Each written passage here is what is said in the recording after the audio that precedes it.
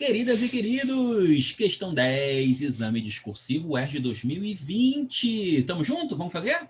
Tá? É isso, uma questão que envolve equilíbrios simultâneos, mas não vai adentrar no assunto de equilíbrios simultâneos, não, tá? A pergunta é bem mais superficial e uma análise gráfica bacaninha para a gente trabalhar.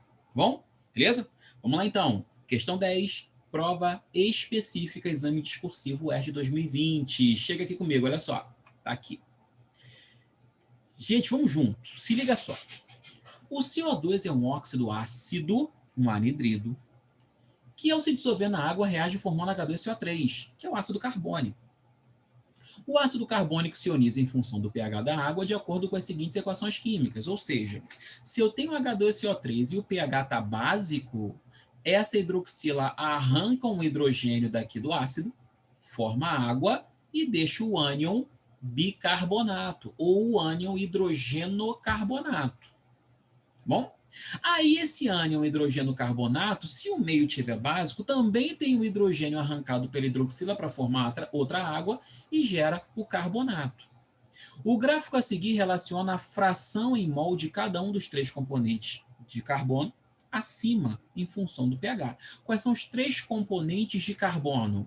O ácido carbônico, que está aqui, o bicarbonato, que aparece sendo produzido da primeira etapa, mas sendo consumido na segunda etapa do equilíbrio, e o carbonato. Esses são as três espécies contendo carbono, tá? Tá aqui o gráfico. Não se assusta. Não se assusta. Esse gráfico para a galera de nível superior é extremamente comum, tá? Um professor que eu tive de geografia, professor Álvaro Matos, professor, beijo no coração, um grande abraço e muito obrigado. Tá? Ele sempre falava o seguinte: se a questão tem um gráfico, a resposta está no gráfico. Bom? E isso me fez deixar de ter medo de questão com gráfico. Porque se a questão tem um gráfico, tem muita informação que me interessa ali. É só eu saber tirar essas informações. Tá legal? Então vamos junto. Olha só, o que eu estou vendo aqui? Que se eu começar com H2CO3, que é essa espécie aqui, ó, à medida que o pH aumenta, eu vou gastando o H2CO3. Faz sentido, gente? Pensa comigo. Quanto mais hidroxila eu tiver, mais hidrogênio vai sendo arrancado daqui para formar água. Então, mais eu vou gastando o H2CO3 para formar o HCO3-.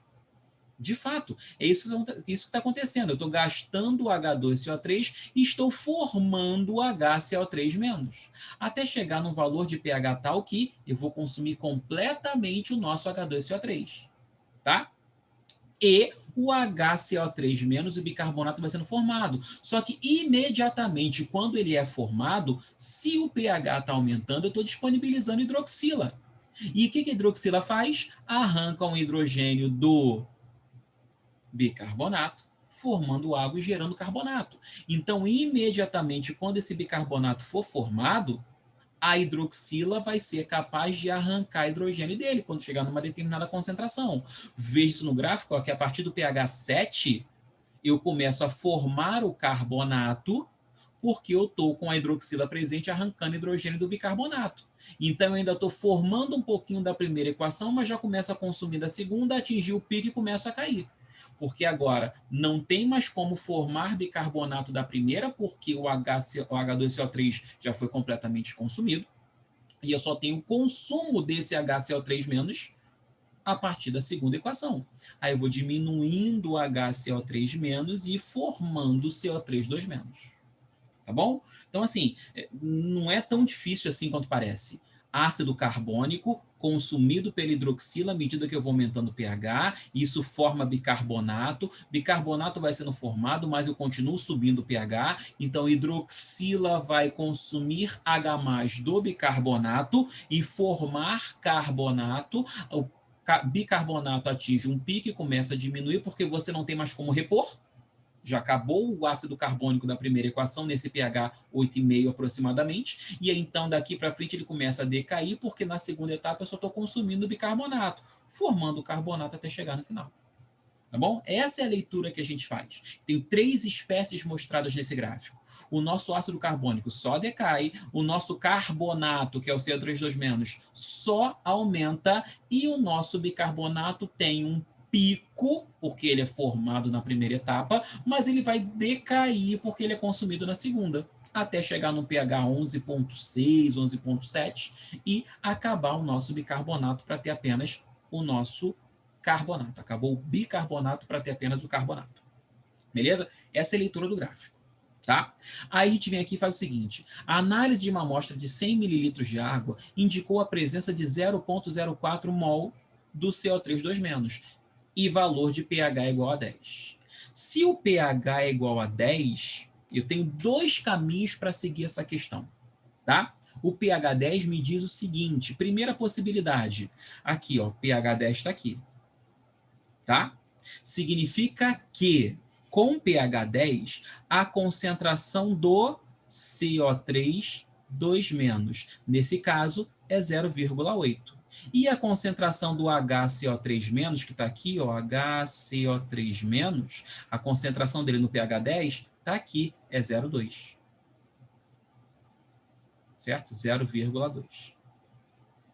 Então, para esse pH, essa é a proporção entre a concentração de carbonato e bicarbonato. Tá comigo aqui? Beleza? Bom, aí ele diz o seguinte: se ele encontrou, vamos ver aqui, a presença de 0,04 mol do CO3 que é o nosso, aqui, ó, voltando, CO3 está aqui, que é o nosso carbonato. Se aqui for 0,04, você concorda que para manter a proporção aqui tem que ser 4 vezes menor? Então, 0,01. Percebeu? Então, primeira forma de resolver essa questão, tá? Porque ele vai te pedir isso, né? Ele vai te pedir a concentração em mol por litro do bicarbonato nessa amostra.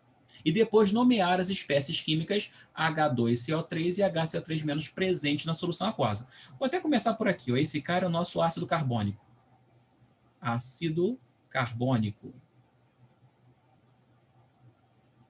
Beleza? Aqui nós temos o hidrogeno carbonato, que a gente também pode chamar de ânion bicarbonato. Beleza? Foi. Segunda parte da questão está aí. A primeira parte tem essa forma que eu te falei, né? Pelo gráfico. Gráfico. Se tem gráfico, a resposta está no gráfico. Quando o pH é 10, a concentração, né, a fração do CO3 é 0,8 e a do HCO3- é 0,2. Isso o gráfico está dando para a gente. Vou voltar para você ver. Tá aqui, ó. Foi isso que o gráfico deu. Opa, foi isso que o gráfico deu. pH 10, 0,8 para o carbonato, 0,2 para o bicarbonato. Então, o que a gente pode dizer? Uma vez que 0,8 mol do CO3 está para 0,2 mol do HCO3-. Se eu tiver 0,04 mol, aqui eu vou ter X. E chego à conclusão que o X é 1/4, não é isso? 0,01 mol. Mas o volume é 100 mililitros de água. Já que eu quero a concentração, posso fazer o seguinte. Concentração, que é a concentração em mol por litro, número de mols do nosso soluto, volume da nossa solução. A nossa concentração do HCO3-, porque esse colchitezinho indica a concentração em mol por litro, 0,01 sobre 0,1. Isso vai dar 0,1 mol por litro. Pronto, é essa a resposta. Esse é um caminho. Só tem um outro que eu também acho bem interessante te apresentar. Tá? Outro caminho. Será que a gente consegue chegar lá? Vamos ver? Outra resolução. Em algum momento, a temperatura muda nessa questão? Em algum momento a temperatura muda? que você me diz? Pelo enunciado, em momento algum ele cita mudança de temperatura. Em momento algum ele cita isso, tá? Se ele está relacionando o nosso bicarbonato com o nosso carbonato, eu vou pegar essa equação aqui e vou escrever a expressão da constante de equilíbrio Kc. Concentração de produtos, CO3, 2-. Outra é a água, né? Mas a concentração de água, que é um líquido puro, é fixa, beleza? Sobre concentração dos reagentes. Então, carbonato elevado a 1 sobre bicarbonato, que é o nosso HCO3-, vezes a concentração da hidroxila, do OH-. E se a temperatura não muda, esse valor é constante. Se você está percebendo o que eu quero fazer. Eu quero calcular a constante de equilíbrio na primeira situação, onde eu tenho lá o pH, que é 10, a fração, dentro de um mesmo volume, a fração tem a ver com a concentração do carbonato e do bicarbonato. E igualar a constante quando eu mudar a concentração do carbonato para 0,04, tá? O pH continua sendo 10, entendeu? E aí eu calculo a nova concentração do HCO3-. Então eu vou igualar as constantes em dois momentos distintos, porque se a temperatura não mudou, as constantes têm o mesmo valor. Interessante essa segunda solução, né? Então, eu vou colocar aqui, ó, situação 1 e situação 2. Vamos lá. Outra resolução. Situação 1. pH igual a 10, tá? A concentração do nosso CO3 2-, ela é proporcional à fração, né? Proporcional à fração, já que a fração é 0,8, como estava no gráfico. Opa, peraí, ficou feio. 0,8. E a concentração do HCO3-, 0,2 mol por litro. O volume é o mesmo para os dois, tá? Então a gente vai supor que o volume seja 1 litro, já que é o mesmo para os dois. Tá? Essas informações eu estou tirando do gráfico. Situação 2. Que é o problema. São os dados da própria questão. O pH continua sendo 10. A concentração do nosso CO3 2-, é o 0,04 sobre o volume, que é 0,1. Isso vai dar 0,4. Beleza? Ele falou que encontrou 0,04 mols num volume de 1 litro e a concentração do HCO3- é desconhecida. É o que eu quero calcular. Quando o pH é 10, o pOH é 4 e concentração de OH- igual a 10 a menos 4. Tá? Mesma coisa eu faço aqui, ó. pOH é 4 e concentração de OH- igual 10 a menos 4. Lembra que eu expressei a constante de equilíbrio lá atrás? Vou fazer de novo. Como a constante de equilíbrio tem um valor fixo, a questão já acabou há muito tempo, tá, gente? Estou só te apresentando uma segunda resolução.